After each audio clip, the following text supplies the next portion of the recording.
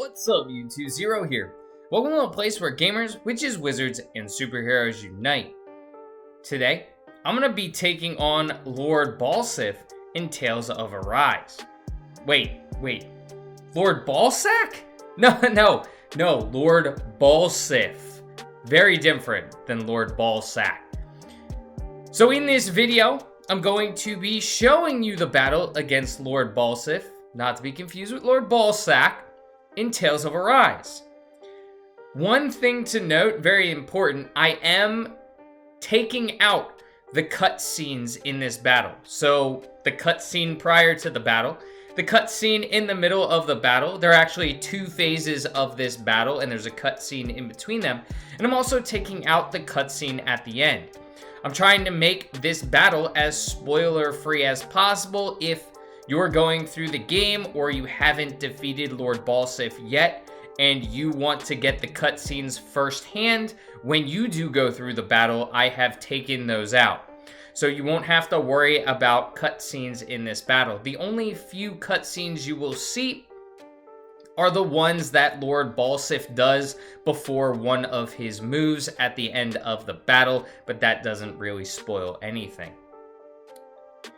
Now, in this video also, I'm going to be giving you some tips and tricks as to how to defeat Lord Balseph a little bit easier. I am playing on one of the higher difficulties, not the highest difficulty. There are 4 difficulties in this game, and I'm playing one down from the top. So whatever the hardest is, I'm one down from that. So it is a fairly difficult battle. I am playing on a fairly difficult level. Before I get into my tips and tricks, and we've already seen a little bit of the battle already, if you do enjoy this video, feel free to give it a thumbs up and hit that subscribe button for more Tales of Arise content. I do a bunch of other video game videos and some mystery box unboxing videos, so check those out as well after this video is over. So Lord Balseph, who is the Lord of Caligula, is the first boss you're going to encounter in Tales of Arise. While he is very slow, he hits like a truck. So you really don't want to be hit by Lord Balseph. 1 or 2 hits and he could KO you. That's it. You're done. 1 or 2 hits. So you have to be aware of his moves. Now you saw one of his moves right there. He does chase after you. It's swing his axe across the ground and shoot out some of the ground at you. The ground heals itself, which is absolutely stunning. One very important thing in this battle is really staying far away from Lord Balseph. A lot of his moves are close range moves.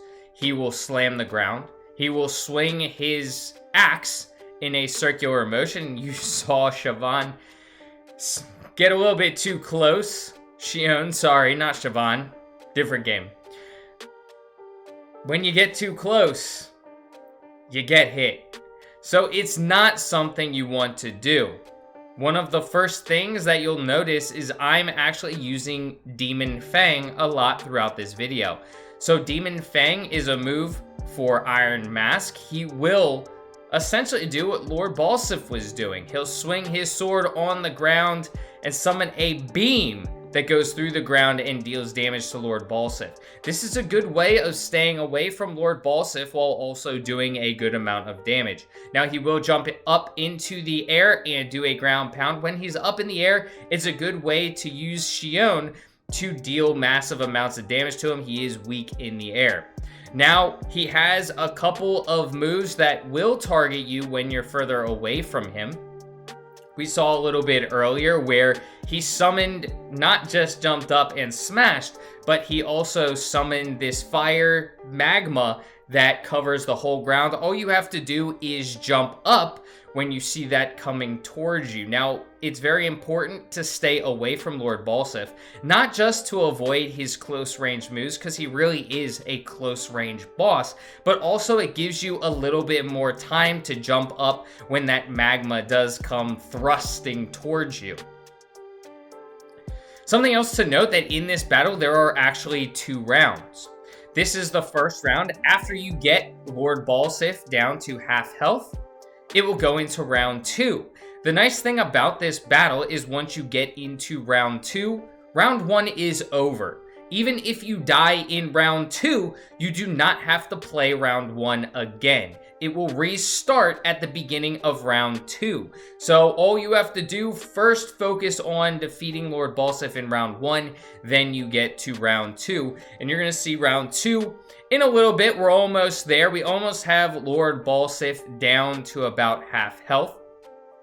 So you can see after he does a ground pound move, he swings his sword around. So be careful with that. Really, again, my goal throughout the entire battle is just staying as far away from him as possible, using Demon Fang when I can. That's one of the best strategies I can give you, is make sure you're staying away from him. If you want to get up close, maybe get a hit or two, but since he's extremely powerful, especially on the higher levels, I wouldn't recommend it. Demon Fang is an absolutely fantastic move. Then when you get him down to half health, you can strike, and now it's time to get into round 2. So even though it says consider yourself finished, we didn't finish him.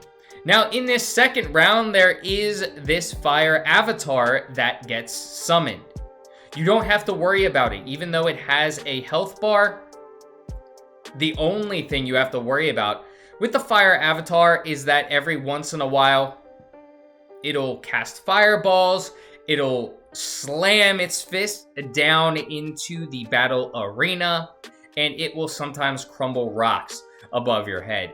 Really, it doesn't do it that often. Just keep him in the background so you can notice when he's about to do hits, and you can see those fireballs summon a twister of fire. But what I like to do is, as much as possible, I like to stay in the back of the map. It, one, allows me to see the fire avatar, so I know when it's about to do its moves. It also allows me to stay as far back from the fire avatar as possible. It gives me a split second more of that timing when it's throwing fireballs at me or when it's about to raise its fist. It gives me a little bit more timing so I can get out of dodge. You can see right there, it just cracks some rocks over the battlefield.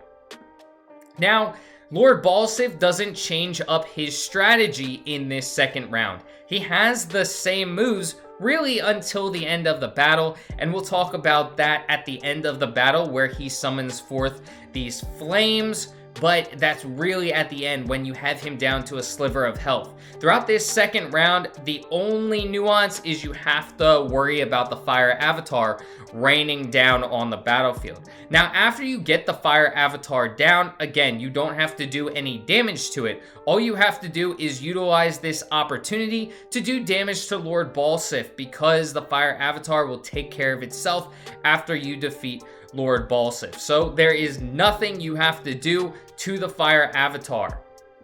I learned that the hard way. So again, just try and stay away in this second round, away from Lord Balseph as much as possible. Every once in a while, you may see an opening to get a few hits, but really only take a few hits and then get out of dodge. I prefer just to stay away from him, using Demon Fang throughout the entire battle. It'll be your best friend throughout this battle, especially if you find that maybe a couple of times you've tried to take him on head to head, doing damage, and you're just not evading his attacks in time, and he's whittling you down pretty quickly, because again, he hits like a truck. Again, very slow moving, but he hits like a truck when he does hit you. So 1 or 2 mistakes, and it's over. You can see the battle took me 12 minutes, so 1 or 2 mistakes in 12 minutes is all it takes, unless you're really paying attention. You've seen in this battle that I do heal myself. I make sure that I heal the down Xion when she goes down. So do that if you do get lower health or you do have a character that goes down. You can also make sure that Xion is focused on healing. I don't have that on in this battle, but that may be another way to help you if you are playing as Iron Mask. Make sure she's focusing on healing, so if you do get down, you can heal yourself up a little bit better. So we are starting to get his health down, and that's when he's going to go into his wave of fire. Now you're going to know this by he's going to start charging, and when he's charging, this will allow you the opportunity to get a few hits in, but I wouldn't stay around too long. I would actually get to the back of the map because this allows you to evade his dodges, his fire, and it also allows you to avoid what I wasn't able to avoid. Luckily, Xion was up and I had some regeneration, but once he starts to charge up, he's going to go, and this was the cutscene I was talking about, he was going to go into his fire move where he summons forth fire. Now, it can do a lot of damage like you saw there when it hits you. Luckily, again, I have healing potions, so it's not a huge deal, but it can come close to getting you down. It took care of Xion and almost took care of me. Luckily, it didn't. But you can see where they're coming. Getting to the back of the map allows you the best opportunity possible to dodge it. You may not always dodge it, but at least it allows you the best opportunity to dodge it.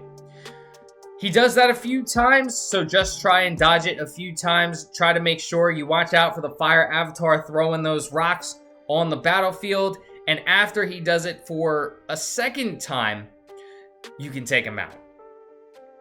So, we are about to defeat Lord Balseph. I hope you enjoyed this video. I hope you enjoyed the gameplay, and I was able to give you some easy tips and tricks that you could utilize to defeat Lord Balseph. So, I hope you have a great rest of your day. Make sure you hit that thumbs up button and sub to the channel for more Tales of Arise content. Well, until next time, peace.